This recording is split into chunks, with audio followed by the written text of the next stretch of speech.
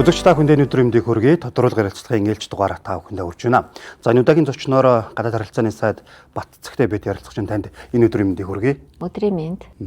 За тэгэхээр бид хоёрын ярилцах гол үндсэн сэдэв бол гадаад харилцаа, хамтын ажиллагаа, замун гадаад бодлогын асуудлыг өнөөдөр энэ удаагийн сэдвээр хөндөж ярилцах гэж байна. Тэгэхээр Монгол улсын гадаад бодлогын хувьд сүүлийн 2-3 жилийн хугацаанд нэлээд эрчимтэй, сэргэлттэй байлаа гэдэг зүйлийг бас судлаачаад, за гадаад бас судлаачдын зүгээс ийм байр суурийг бас илэрхийлж байгаа. Энэ дээр юу таны ерхий мэдээлэл өгвөл.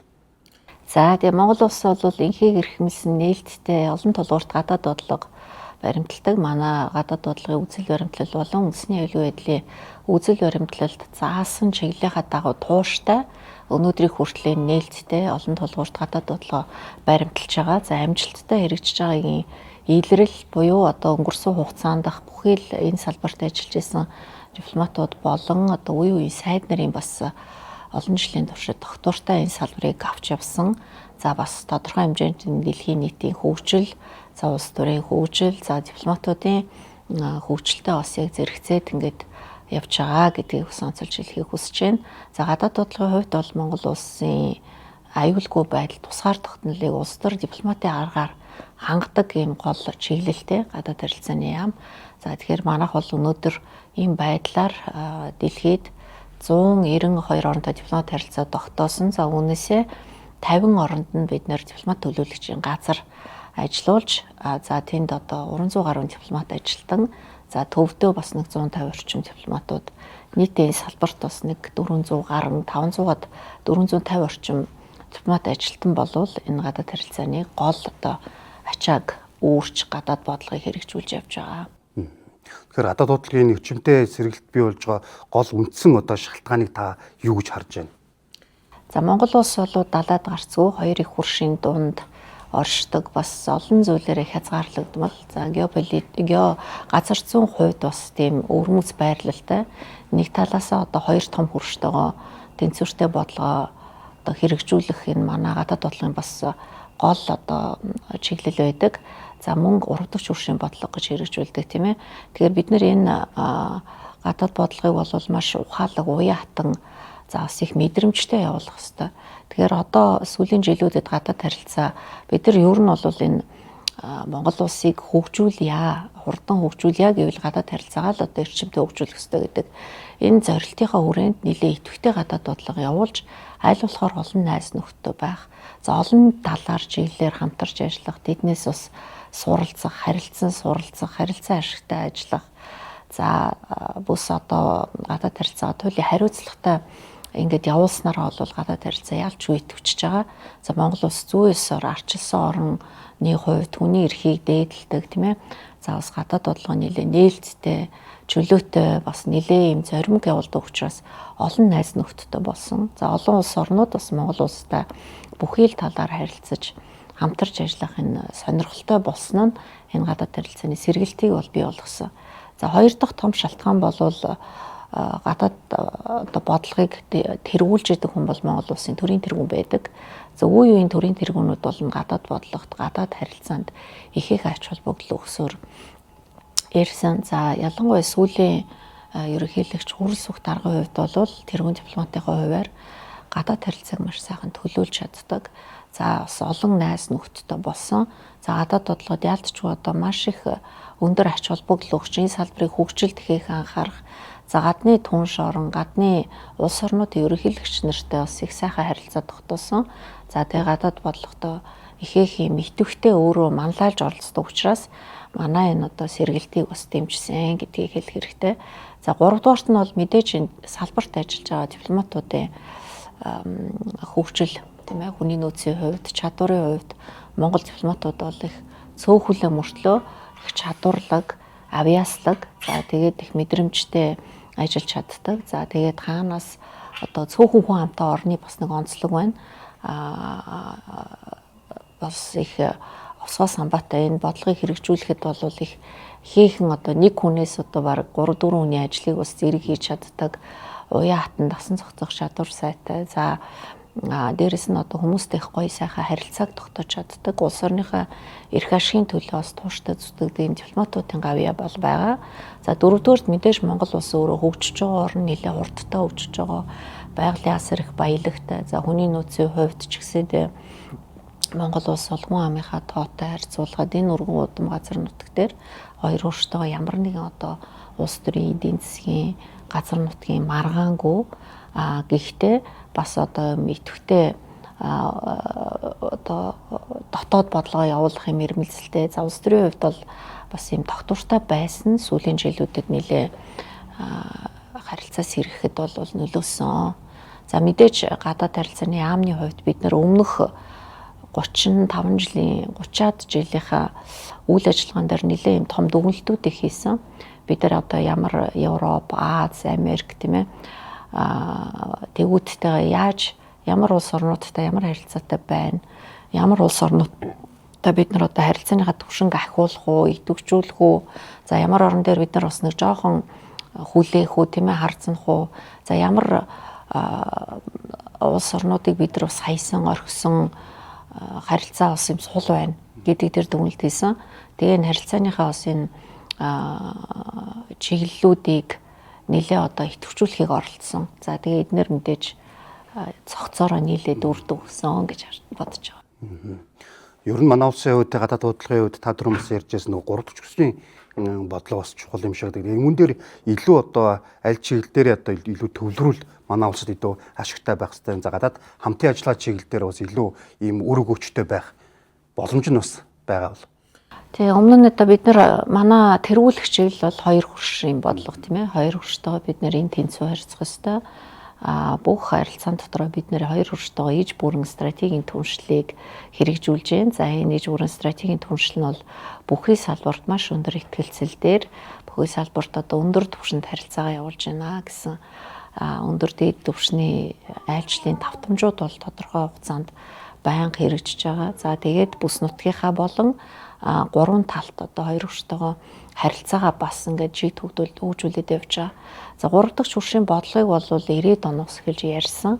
За яг хэрэгжүүлээд албан ёсоор одоо айлын талдаа Монгол улсын бид бол 3 дахь шүршин юм шүү гэдэг энэ томьёолол цаасан дээр бууж албан ёсоор бодлогот орж харилцан ажлуудын хамтарсан мэдээлэл тунхаглалт одоо томьёологдох байдлаар хүлээн зөвшөөрөгдсөн сүүлийн жилүүдэд ялангуяа сүүлийн 5 жилд бол бид нэр 3 дахь шүршүүдийнхаа тоог маш их нэмэгдүүлсэн. За их үедээ мэдээж бид нэг 4-5 орны 3 дахь шүрш юм аа гэж тодорхойлоо явж исэн. Гэтэл хоёр хөршөөс бусад бүхий л улс орн болвол манай 3 дахь шүрш гэдэг бодлогыг миний хувьд бол баримталдаг. Тэгээ энүүгээрээ одоо аль нь шалгаагүй одоо аль твд байна тийм ээ бид нартэй ямар түвшний харилцаатай байна ялгамжаагүй бүгд бидний 3 дахь шүрш юм аа гэдгийг тууштай бас хэрэгжүүлж ойлгуулахыг хичээж ажилладаг. За 3 дахь шүршийн бодлогын хувьд бол мэдээж бид нар бас эдийн засгийн хараат байдлаа бууруулах, хоёрдугаарт одоо бас нөхөх орон зайнуудаа 3 дахь шүршүүдтэйгээ нөхөх. За дөрөвдүгээрт нь бол бид нар манай иргэдийн хувьд бол бас маш их гадаад дотоодод явдаг, сурдаг, ажилдаг, за эрдэм мэдлэг өөртөлж ирдэг, шинэ технологи, техник, мэдлэг авчирдаг тийм ээ импортлдог. Тэр утгаараа 3 дахь шүршүүдийн одоо харилцаа, нөлөө, тэдний хамтын ажиллагаа бүхий салбарт маш чухал. Тэгэхээр бид нар бол гадаад бодлого бол дотоод бодлогын үргэлжлэл байдаг. Тэгэхээр бид нар энэ 3 дахь шүршийн бодлогыг хэдий ч нэгдвэхтэй хөгжүүлнэ, олон талаас мэдээлэл мэдлэгтэй байна. Олон оронтой одоо эдийн засгийн агуулгаар нь ялангуяа харилцаагаа өргөжүүлэх юм бол манай улсын хөгжилд бол маш чухал гэдэг утгаар нь 3 дахь шүршийн бодлогот ихэнх ач холбогдол өгдөг. За 3 дахь шүршийн бодлогоо бид нар мэдээж нь 20 өршийнхаа бодлоготой бас зэрэгцүүлж тэнцвэртэй байлгахыг боддог. За мөнхийн 2 хөрштойгоо бид нар бол иж бүрэн стратегийн түншлэлээ бодсон ч за мөнхийн одоо харилцаагаа бодсон ч гэсэн бид нар маш хүндэтгэлтэй ханддаг. За гол одоо тулгуур улсын эдийн засгийн харилцаанууд бол энэ 2 хөрштэй явагдаж байгаа. Тэр утгаараа бол мэдээж одоо 3 дахь шүршийн бодлогоо бол тодорхой хэмжээнд зохистой хангаж явах нь бол манай хувьд нэлээд чухал асуудал.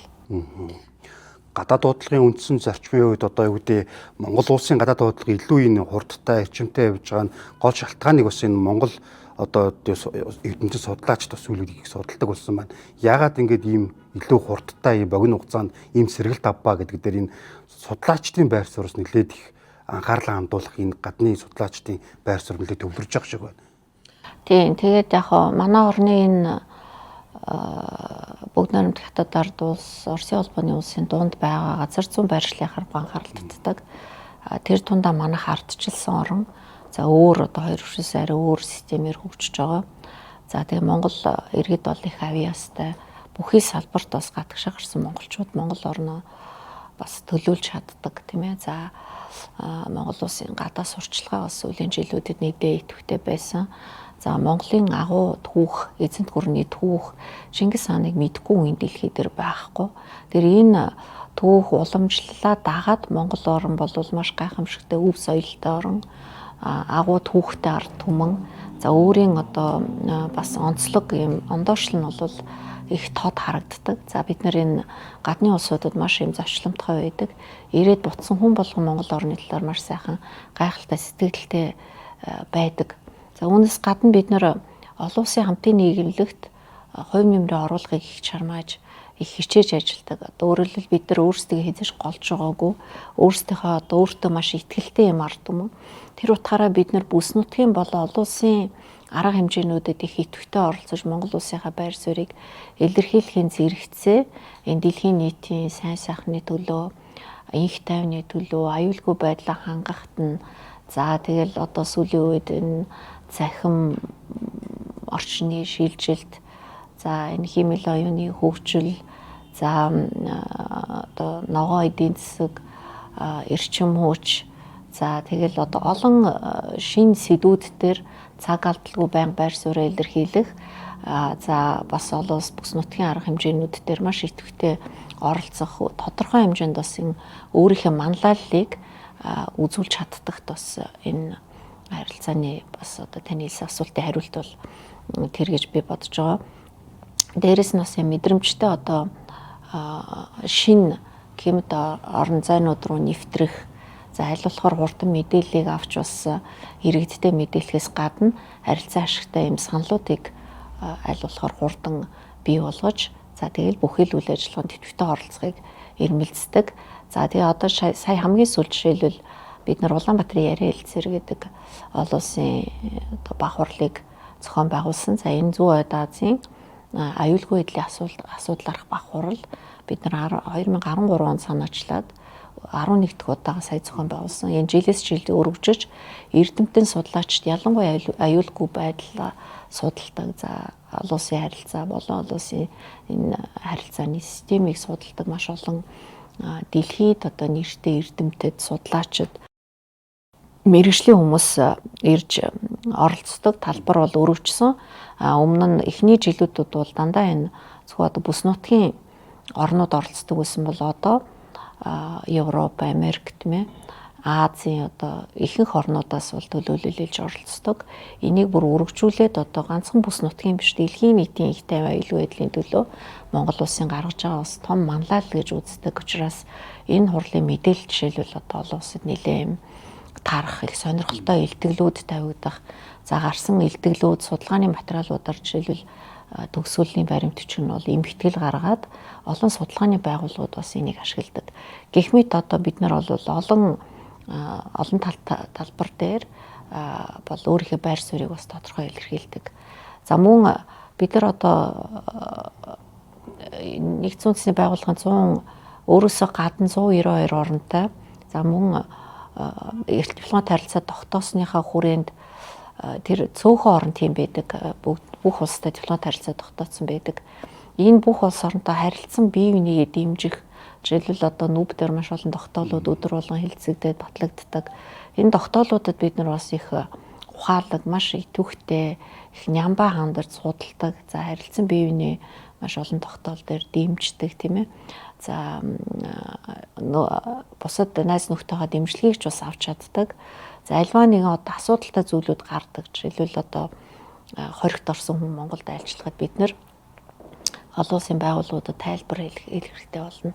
Ямар нэгэн одоо аль нэг улс оронтой асуудал үүслэхэд бид нар маш богино хугацаанд учир шалтгаан, өөрийнхөө нөхцөл бодлыг ойлгуулах, за ийм ажлуудыг бас цаг алдахгүй сайн хийж чаддаг. Энэ бүгд одоо манай харилцааг бас идэвхтэй, хариуцлагатай, за тэгээ сонирхолтой болгох юм болов уу гэж бодож байна. Таны хувьд одоо бусад улс орны гадаад харилцааны эмэгтэй сайд нартай бас нэлээд хамтын ажиллагаатай, за тэднэртэй бас хамтын хуралд оролцож, за өрөөсдийн бас гендерийн асуудлыг нэлээд тавьж идэг. Тэгэхээр яг энэ бусад улс орны энэ гадаад харилцааны эмэгтэй сайд нартай ингэж хамтын ажиллагааг бас өргөжүүлэх энэ чиглэл дээр бас ямар бодлого та бас баримталж ажиллаж байна? За ер нь дэлхийн нийтээр эмэгтэй гадаад хэргийн сайд мэдээж цөөхөн байдаг тийм ээ. Манай улсын хувьд бол би 3 дахь эмэгтэй сайд нь, манай хувьд бол нэлээд бас одоо феминист гадаад бодлого баримталдаг орондоо ордог бас эмэгтэйчүүд энэ дипломат салбарт олон байхыг дэмждэг гэсэн үг тийм ээ. Тэгэхээр дэлхийн бүх гадаад сайд нар дотор нэг 15 орчим хувь нь эмэгтэй гадаад сайд нар байдаг. Тэгээ энэ эмэгтэй гадаад сайд нар дотор Монгол улс бол нэлээд өндөр манлайлалтай оролцдог. Ийм одоо Feminist Foreign Policy Network буюу эмэгтэй гадаад хэргийн сайд нарын одоо ийм сүлжээ ажилдаг л да. Бид нар бас их идэвхтэй олон улсын хурлууд дээр жишээл Нүб ерөнхий ассамблеийн чуулганы үеэр, Мюнхений аюулгүй байдлын форумын үеэр, ASEAN-ы сайд нарын түвшний уулзалтын үеэр гэх мэт эмэгтэй сайд нар заавал одоо тусдаа уулзаж хоорондоо туршлага солилцох, сан солилцох, шинэ мэдээг хуваалцах. За мэдээж одоо бас интернетийн сүлжээн дээр чат групптэй тэрэн дээрээ идэвхтэй байр сууриа илэрхийлэх, хин ямар эмэгтэй сайд таана юу хийж байгаа мэдээлэл солилцох гэх мэт ийм нэлээд идэвхтэй хамтарч ажилладаг. За энэ сүлжээг одоо байгуулах ажил нь бол Монгол улсад гадаад хэргийн эмэгтэй сайд нарын уулзалтын үеэр зохион байгуулсан. Тэгэхээр бид нар одоо миний хувьд бол нэг зохиогчийн нэг гэсэн үг. Тэрнээс хойш бол одоо маш идэвхтэй эмэгтэй сайд нар маань хамтарч ажилладаг. За тэгэхээр эмэгтэй гадаад хэргийн сайд нар бол одоо маш идэвхтэй эрэгтэй сайд нар бүгд дэмжиж ажилладаг. За энүүгээрээ бол бид нар одоо бас гадаад бодлынхаа бас нэг давуу талыг бас бий болгож ядгаа гэж ойлгох хэрэгтэй. Өөрөөр хэлбэл эмэгтэй гадаад хэргийн сайд нараар дамжаад бас одоо энэ олон улсын харилцаа болон дипломат салбарт одоо шинэ санаачлалуудыг гаргахад бас идэвхтэй оролцдог. Монгол улс манлайлалаа тодорхой хэмжээнд саруулж чаддаг гэсэн үг. Яг энэ олон улсын бас томоохон арга хэмжээнүүдэд тухайн улс оронд болоход бас гадаад бодлогоо, гадаад хамтын ажиллагаа чухал өөр нөлөө үзүүлдэг юм санагдаад манай улсд бол одоо сүүлийн жилүүд бас олон томоохон өндөрдөд хэмжээний арга хэмжээний зохион байгуулж байна. За жишээл одоо эх 8 дугаар сард COP17 гэдэг нэгдсэн үндэсний байгууллагын маш том оролцох гэж байна. Тэгэхээр яг энэ олон улсын дээд хэмжээний уулзалтууд болсноороо бас тухайн улсыг бас нэг таньж мэдих, за ер нь хамтын ажиллагаад бас өргөжихийн том талбар юм шиг бас анзаарагддаг. Тэгээ эн чинь маш том гадаад сурчлагаа. Монгол орны хувьд бол аль болохоор л олон найз нөхдөдөө, аль болохоор одоо хөгжиж байгаа, дэвшиж байгаа сайн сайхан талуудаа харуулж авах гадаад сурчлагыг бүхий л боломжоор хийж явах хэрэгтэй. Тэгээ гадаад сурчлагын хувьд одоо бид нэр тийм тусгайлан зардал гаргаж бол хийдэггүй. Гэхдээ энэ дипломат үйл ажиллагаагаараа олон улсын маш олон арга хэмжээнд оролцдогоороо, за эх орондоо их зочин авдгаараа олон улсын арга хэмжээ зохион байгуулалтаараа бол нэлээд татдаг. За мэдээж гадаад сурчлагыг бол маш олон хэлбэрээр хийдэг. Тэрэн дотор бол энэ олон улсын хурлууд сүүлийн үед бол маш идэвхтэй хийж байгаа. Жишээл Монгол улсын ерөнхийлөгчийн ивэл дор жил болгон эмэгтэйчүүдтэй холбогдсон олон улсын арга хэмжээ хийдэг. 2022 онд бид нэр эмэгтэй энхийг сахиулагчдын олон улсын хурлыг зохион байгуулж ирсэн. Монгол улсын энхийг сахиулах ажиллагаанд маш идэвхтэй оролцдог. Тэр дундаа тэр эмэгтэй энхийг сахиулагчдын одоо тоог нэмэгдүүлэх, оролцоог нэмэгдүүлэх энэ санаачлалыг бол Монгол улс гаргасан. Нэгдсэн үндэсний байгууллагын тогтоол байдаг эмэгтэйчүүдийн оролцоог нэмэгдүүлэх. Энэ тогтоолын хэрэгжилтэн жишээлбэл Монгол улс одоо манлайлж байгаа. Тэгэхээр манайх одоо 15% хүргье гэдэг амлалтаа бол биелүүлсэн. За энэ хуралд бол одоо дэлхийн бүх энхийг сахиулагч сахиулах ажиллагаанд оролцдог орнуудаас төлөөлөл оролцсон. Тэр дундаа эмэгтэй энхийг сахиулагч нар Монгол улсад ирсэн. Монгол улсыг ямар одоо их тайванж бодлоготой, ямар тайван амгалан мөртлөө бас одоо их зоримог цэргийнхаа чадвар одоо Монгол цэргийн гайхамшигыг бид нар дэлхийд энэ энхийг сахиулах үйлчилгээгээр харуулж чадсан. Тэнд одоо эмэгтэй энхийг сахиулагчдын одоо чадварыг бас одоо харуулсан юм хурал болсон. Дараа нь 2023 онд бид нэр эмэгтэй гадаад хэргийн сайд нарын хурлыг зохион байгуулсан. 30-аад орны төлөөлөл оролцсон. Энэ өөрөө манай гадаад бодлого дипломат бодлогыг сурчлахад, за Монгол улсыг сурчлахад маш одоо том ийм төвшил гаргасан хурал болсон. За энэ хурал одоо анх удаага Азад зохион байгуулагдсан учраас дэлхийд даяараа энэ хурлын талаар нэг хэсэгтээ бас шуугсан. За дараа нь 2024 онд бид нэр дэлхийн эмэгтэйчүүдийн форумыг хийж дэлхийн бүхэл улс орноос одоо эмэгтэй лидерүүдийг, улс төрчдийг салбартаа манлайлдаг хүмүүсийг урьж бас Монгол улсаас урьдчилсан. За улс төрийн эдийн засаг бүхий салбарт одоо бүх оронтой нээлттэй гадаад бодлого баримталдаг. За хамтарч ажиллахын хүсэл сонирхлоо илэрхийлэх ийм одоо хурлыг амжилттай зохион байгуулсан.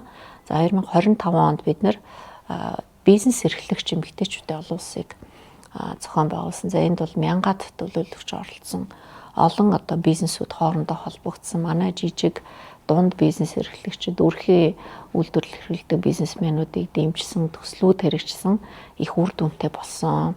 За энэ жил бид нэр эмэгтэй парламентчдын олон улсын хурлыг бас зохион байгуулахаар бэлтэж байгаа. Өөрөлдвөл одоо Монгол улсын ерөнхийлөгч Хүрэлс Бүхий Ивэлдор жил болгон олон улсын эмэгтэйчүүдийн хурал хийж ингээд хэвшсэн. Одоо ямар ч байсан 5 дахь жилийнх нь хурал бол ингээд бэлтгэгдэж байна.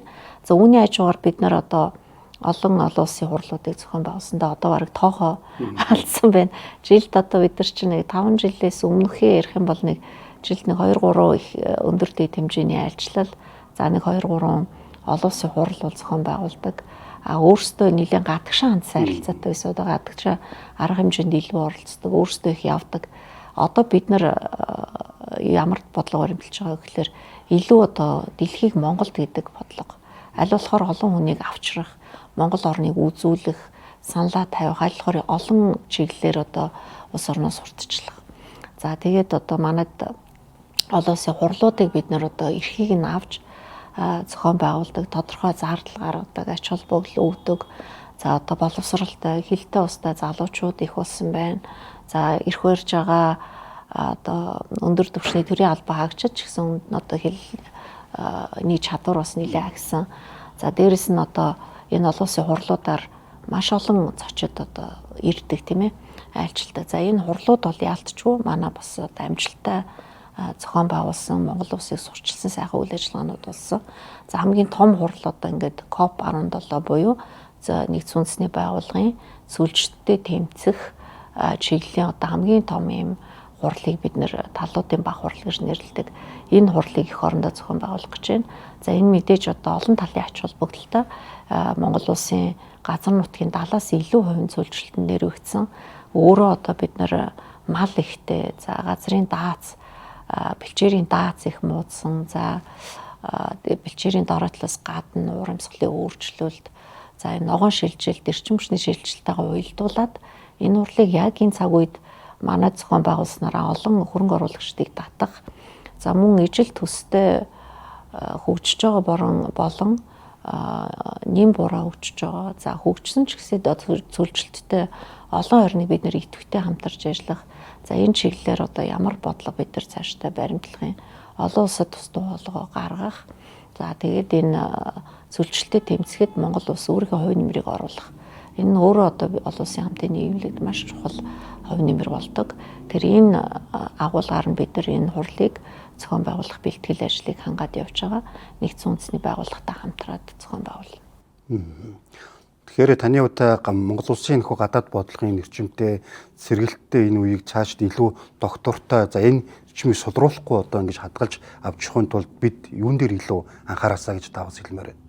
За мэдээж манай энэ улс төр засгийн газрын үйл ажиллагаа доктортой байх хамгийн чухал байдаг. Доктортой байх чинээ, за доктортой салбарууд нь ажиллаж явах, боловсон хүчин доктортой байх нь өөрөө дотоод хөгжилт маш чухал шүү дээ. Тэр нь ингээл үргэлжлээл гадаад бодлогот нөлөөлөл үзүүлдэг. Жишээлбэл одоо гадаад харилцаанд бид нэр хэлж ярьж исэн зүйлүүд засгийн газар солигдох тусмаа дутамд ингээ өөрчлөлтүүд ээж болдгоо. Өмнө нь бид нар олон хөрөнгө оруулагчдыг ус гомдоож исэн. За байгуулсан баримт хүчийг хүчингү болж исэн. Олон хөрөнгө оруулагчид одоо ч гэсэн бас нэлээд хөрөнгө оруулагчдын гомдол шийдэгдээгүй. Тухайн үеийнх нь одоо хууль дүрмээр хийсэн байдаг. Улс төрчдийн оролцоо нэлээд өндөр байсан.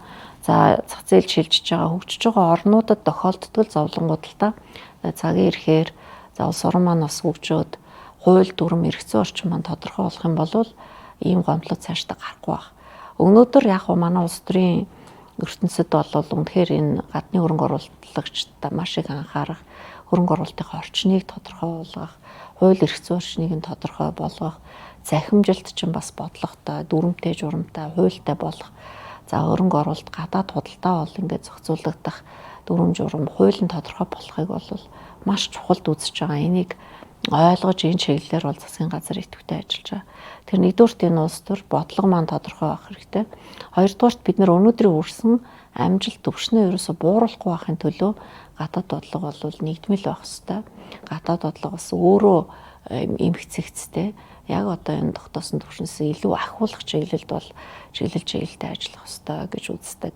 Тийм ч учраас одоо гадаад харилцааны сайдын хувьд би бас гадаад бодлогын нэгдмэл байдлыг хангах нь манай улсын нөхцөл байдал за ирээдүйн дэлхийн ертөнцийн ойлгомжгүй одоо хизээ юу болох нь тодорхойгүй за энэ тэмдгүү одоо дайн дайчин өмнө самун талцал хуваагдал тийм ээ ийм одоо сорилтоор дүүрэн байгаа дэлхийн ертөнцид бид нар одоо энэ улс орныхоо тусгаар тогтнол аюулгүй байдлыг баттай хангаж авч явж байгаа.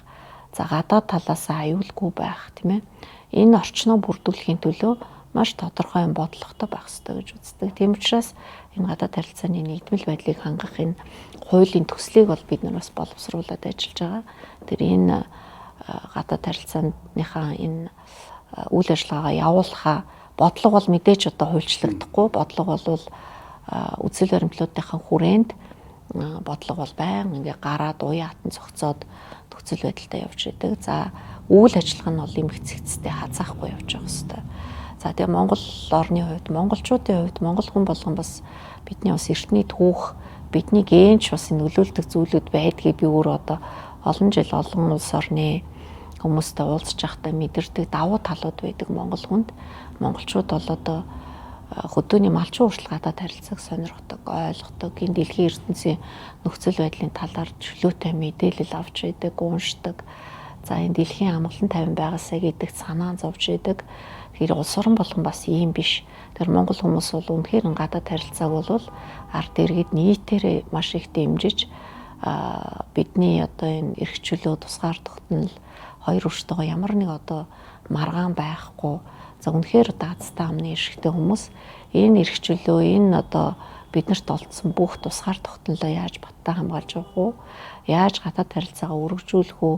Яаж иргэдээ одоо хөгжүүлэх үү гэдэг тэр хүн болгон санаа зовж идэг. Тэр энэ нь өөрөө бас одоо энэ нийтийн энэ сайн сайхан бодол энэ хандлага чинь гадаад харилцааг бас өндөр явахт нь сайн сайхан явахт нь заавал ингэж нөлөөлж идэг. Бас том түлхэц болж идэг гэдэг утгаараа гадаад харилцаа бол цаашдаа улам хөгжнөө гэж бодож байна. За баярлалаа, бидэнтэй ярилцсан танд баярлалаа. Бидний урилгыг хүлээн авч Монгол улсын бас гадаад харилцааны бодлого за цаашдаа ер нь ямар чиглэлээр бас баримталж явах энэ талаар дэлгэрэнгүй ярилцсан танд баярлалаа. Баярлалаа, амжилт хүсье. За баярлалаа үзэгч та бүхэндээ тодорхой гайцлагын ээлж дугаараа хүргэлээ. Дараагийн дугаар хүртэл баяртай үзэгчтэй.